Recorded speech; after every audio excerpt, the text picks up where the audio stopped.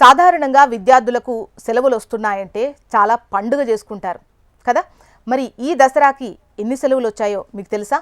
ఈ ఆగస్ట్ నెలలో కూడా విద్యా సంస్థలకు భారీగానే సెలవులు వచ్చాయి. ఇక అక్టోబర్ 2వ తేదీ దసరా. అయితే తెలుగు రాష్ట్రాలకు ఈసారి దసరా సెలవులు బాగానే వస్తున్నట్టుగా తెలుస్తోంది. ఇటీవల ప్రభుత్వాలు రిలీజ్ చేసినటువంటి అకాడమిక్ క్యాలెండర్ ప్రకారం సెప్టెంబర్ 3వ వారం నుంచి 2 రాష్ట్రాల్లో పాఠశాలలకు దసరా సెలవులు ప్రారంభం కాబోతున్నాయి. ఏపీలో సెప్టెంబర్ 24 నుంచి అక్టోబర్ 2 వరకు దసరా సెలవులు ఉండగా, క్రిస్టియన్ మైనారిటీ విద్యా సంస్థలకు సెప్టెంబర్ 27 నుంచి అక్టోబర్ 2 వరకు సెలవులు ప్రకటించనున్నారు.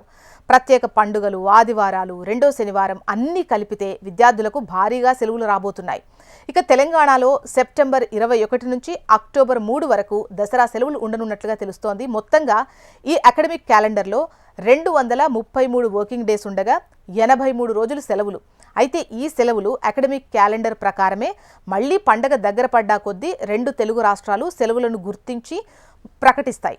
ఇక దేశంలోని పలు రాష్ట్రాల్లో విద్యా సంస్థలకు సెలవులు ప్రకటించారు అధికారులు. ఎందుకంటే పలు రాష్ట్రాల్లో భారీ వర్షాలు కురుస్తున్న విషయం మనకు తెలిసిందే కదా. సో ముందు జాగ్రత్తగా విద్యా సంస్థలకు సెలవులు ప్రకటించారు. అటు ఏపీలోని కొన్ని జిల్లాల్లో పాఠశాలలకు సెలవు ఇచ్చారు. భారీ వర్షాల నేపథ్యంలో పిల్లలు ఇబ్బందులు పడకూడదు అన్న ఉద్దేశంతో సెలవు ప్రకటించారు.